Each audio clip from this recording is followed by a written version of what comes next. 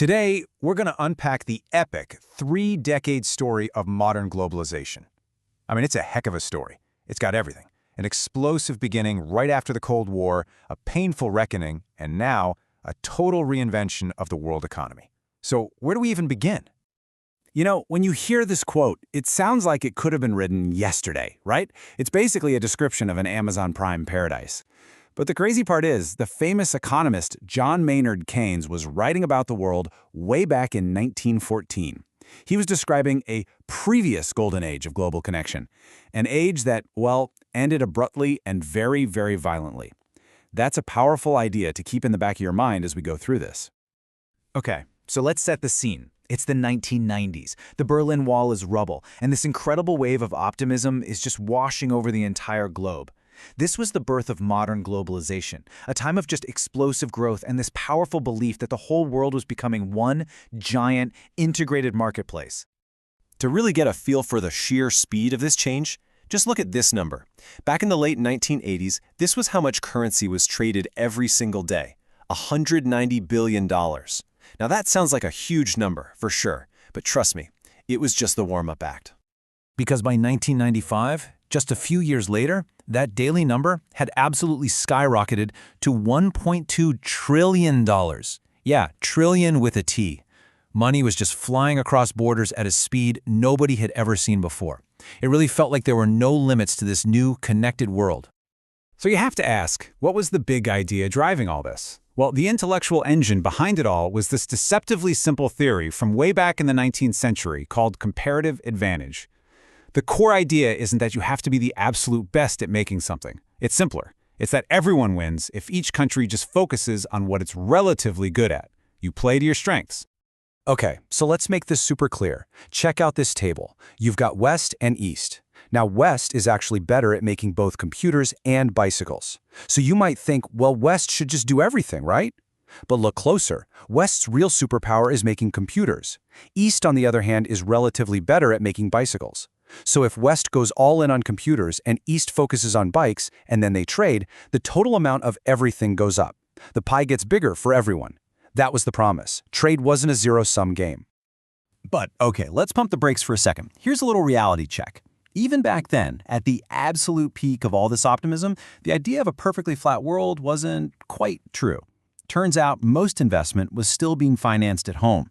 Money wasn't flowing quite as freely as you'd think from the headlines. It was a little hint that maybe the foundations of this new world weren't as solid as they looked. And those little cracks, well, they were about to turn into massive fault lines. This brings us to Act 2, the reckoning. That early, dizzying optimism was about to run headfirst into a series of brutal shocks, and the whole idea of globalization came under serious attack.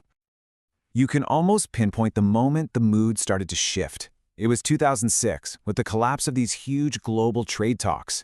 It was a big deal because for the first time in decades, the political will to just keep pushing for more free trade, it just evaporated. The global consensus was breaking apart. And after that, it felt like the hits just kept on coming. The 2008 financial crisis was a massive body blow. It completely shattered people's faith in that interconnected financial system that had powered the whole boom.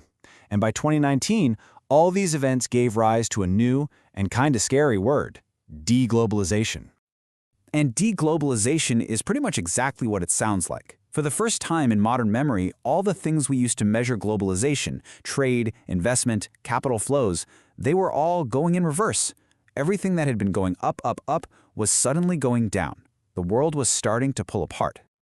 And of course, these economic problems didn't just stay on spreadsheets. They fueled a powerful political backlash. People who felt totally left behind by all these rapid changes started to get very, very loud. And this wasn't just happening in one or two countries. This anger was global. And this is where that parallel from the very beginning becomes really chilling. Remember that vibrant, super-connected world from 1914 that Keynes was talking about? Well, all this talk of deglobalization brought that memory rushing right back. That world, It ended in war. The first great age of globalization didn't just fade away. It was destroyed. And all of a sudden, the idea that our own era of connection could go into a dangerous reverse, well, that started to seem terrifyingly real. And listen, this backlash wasn't just a Western story, not by a long shot. This quote from an unemployed worker in China just shows that the same fears were being felt all over the planet. This is a guy who helped power China's incredible rise, but then as jobs started moving on to even cheaper countries, he got left behind. That anxiety was a truly global thing. So where does all that leave us? Well, it brings us to Act 3, to the new reality that we are living in right now. See, globalization didn't die. It just transformed. It became something slower, more cautious, and way more complicated. Welcome to the age of slowbalization. So what on earth is slowbalization? Basically, it's the idea that the explosive growth period is over. Trade and investment, they aren't expanding faster than the global economy anymore. So the world's still connected, definitely, but the pace has slowed to a crawl. The high-speed train has become a local commuter.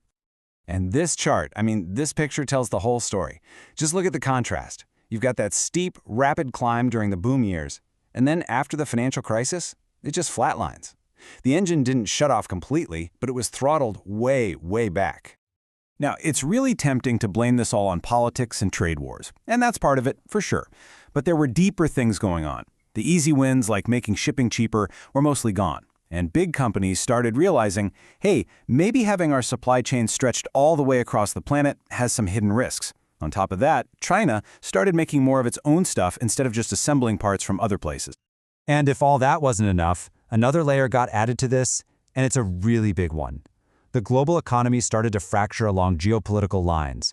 We're moving away from that idea of one single system and towards a world of competing economic teams. These numbers just show you how huge this shift has been. At the end of the Cold War, the world's non-democratic nations were a pretty small slice of the global economy. Today, their share of global GDP has more than doubled. Their share of the world's biggest companies has jumped from just 3% to 30%. This isn't a small adjustment, it's a fundamental rebalancing of global power.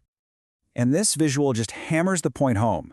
The autocratic world now makes up over a third of the entire global economy. The West is no longer the only game in town, not even close. We are living in a bipolar economic world, and that's a reality that would have been totally unthinkable back in the 90s. So this is where our story leaves us for now. I think what it shows is that globalization was never some unstoppable force of nature. It was always a man-made system, a fragile one that's constantly being reshaped. We started with that parallel to the first golden age, an interconnected world that ended in the catastrophe of World War I. And today, we find ourselves in another era where the global system is fracturing into rival camps.